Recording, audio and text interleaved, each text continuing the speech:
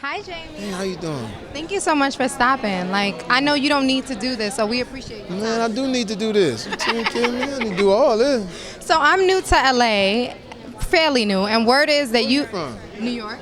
New York City. Yes, New York. New York. So word is that you throw the best parties in LA. Indeed. So before we even talk about this film, how do I get an invite? You come to the party? My man right here will hook you up. Come to the party. Okay, I'm serious. We had but what we do at my party is called On My Balcony, and usually we throw contrast parties. Like we had a party where the whole NBA team for the Olympic team came to the house, and I had a mariachi band, and I had David Blaine. But we take everybody's phones. Okay. So those moments happen right there. People feel safe and secure. They can sort of let their hair down and have a good time. And anytime you want to come, New York, you can come. All right, we're going to hold you to it. I'm serious. Right after this, we're going to talk to your guy. Yeah, whatever you need. It's nice. Now, Sleepless, you play a cop, and given like the current climate of what our people are dealing with police, would you say you have any insights or you learned anything in playing this role? It's different in this role. This role is sort of separate. You sort of separate that. It's an undercover cop, and it's a different sensibility.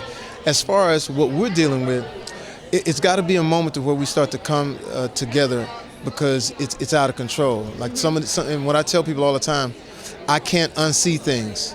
I can't see that cop, that kid, and then try to wipe it away. Everybody has to come to the center. I was in Philly.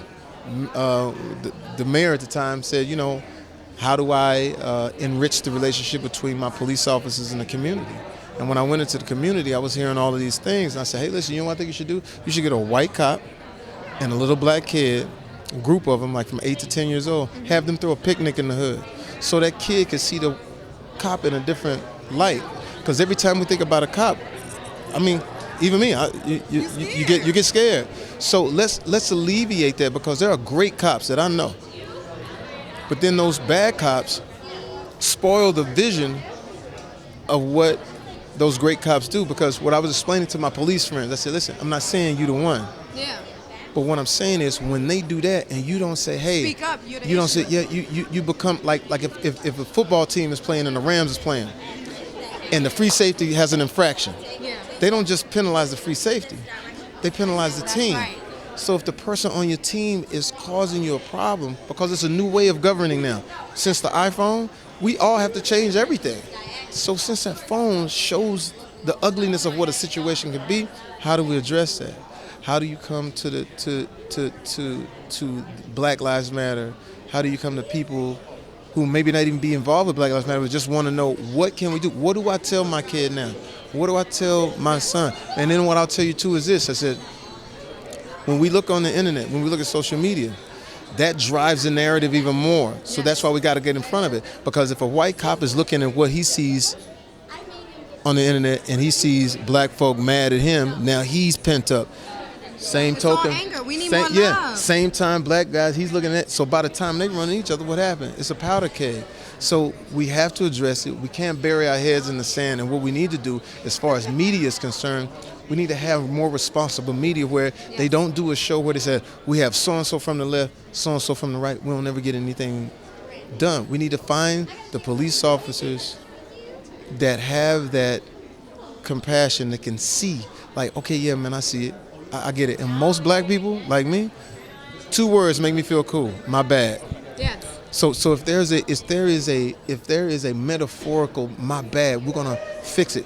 Or can you have a panel and tell us what are we doing wrong? Accountability. Yeah, accountability in every situation, because once that camera came into everything, it changed the game. Now, an older person like me, I've been knowing how it is when the popo behind you, I be like, "Who?" I got a lot of beautiful police officer friends, and I will continue to say, we are not demonizing you, but those individuals that do these deeds and seem to walk away free, those individuals that come in, and when they de-escalate a situation when it's a person not of color, they escalate the situation when it's a person of color, and we get it on camera. You can't unsee it.